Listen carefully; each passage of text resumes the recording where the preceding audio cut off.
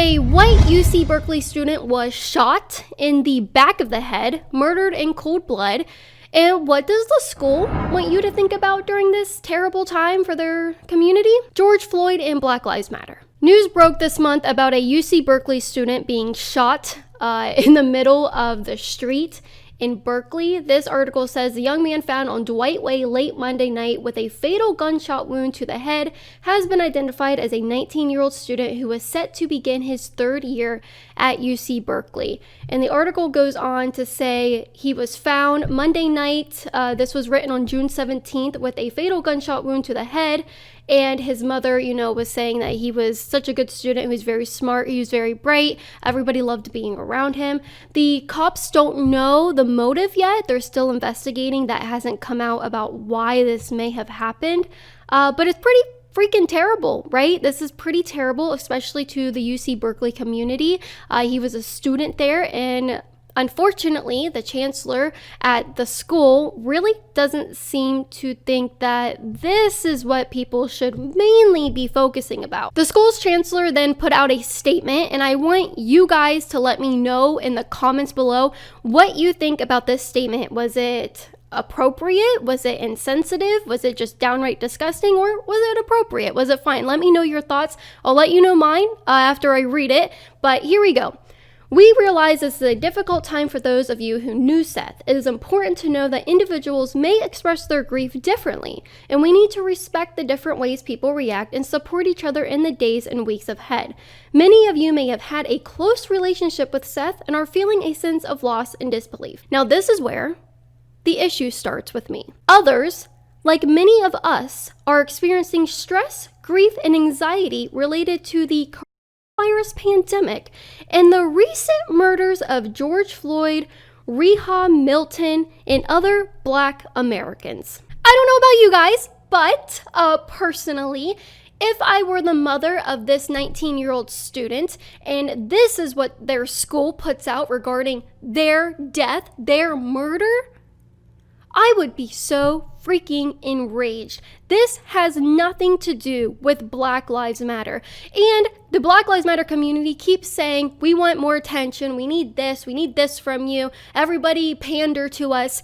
We have gone so far down this rabbit hole of pandering to Black Lives Matter that when a white student gets murdered, a school has to make sure they make it about Black Lives Matter. Do not tell me that you are oppressed in this country if you are Black when a white student can't even have their own little paragraph from a chancellor specifically about them. As you guys probably know, I am being very mild about my opinions and my outrage about this.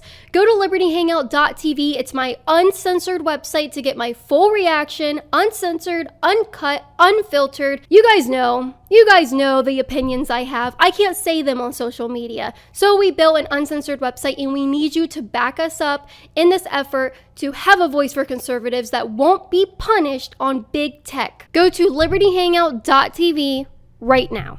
George Floyd, as many of you know, didn't go to the school. He has nothing to do with this situation. And how dare the school chancellor sit there and say, yes, I know it's sad what happened, and yes, you may be sad, but I and the rest of the school, we're already upset about Black Lives Matter and the pandemic. So, we're just gonna have to, you deal with that. We will focus on what we think is important, and it's not our own student. Now, let's compare this with the same chancellor's response to George Floyd's death and the Black Lives Matter protest.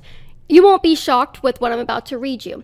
I have been profoundly affected by what recent events have revealed about the state of race relations in our country and the indisputable evidence of those events provide of police brutality.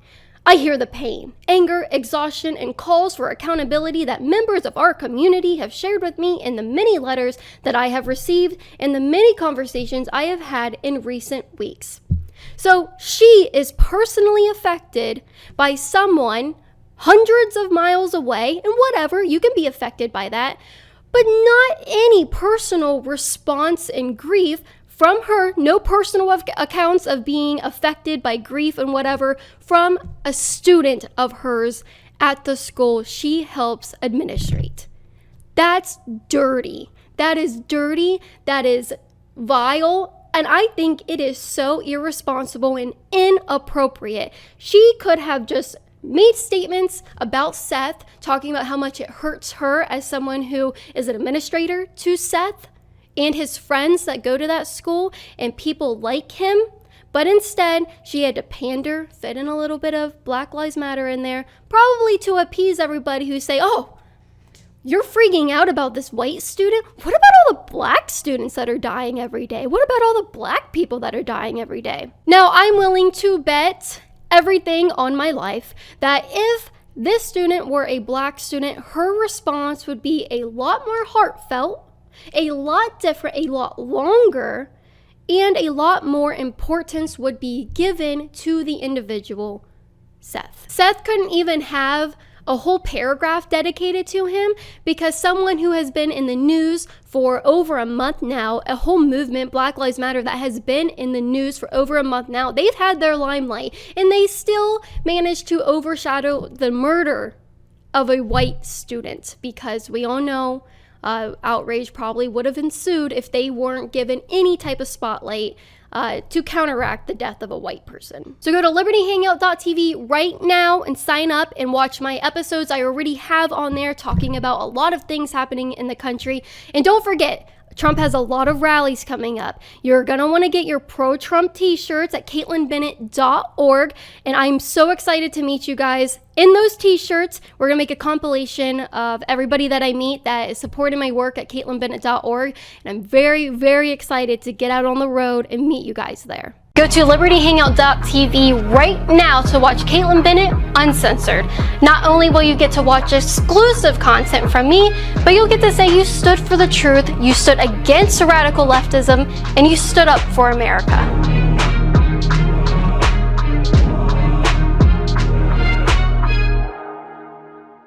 If you guys enjoyed this video, be sure to like and share, hit that subscribe button, and click the notification bell so you won't miss any of our videos. If you want to support my work, you can become a patron at patreon.com/KaitlinBennett and receive cool perks like an autographed photo from me in the mail each month. Or you can go to KaitlinBennett.org and get up to 75% off and free shipping on supplements and merchandise to support my work and start living a healthy life. My favorite product is Turbo Force because it gives me all the energy I need to make it through a long day of doing interviews.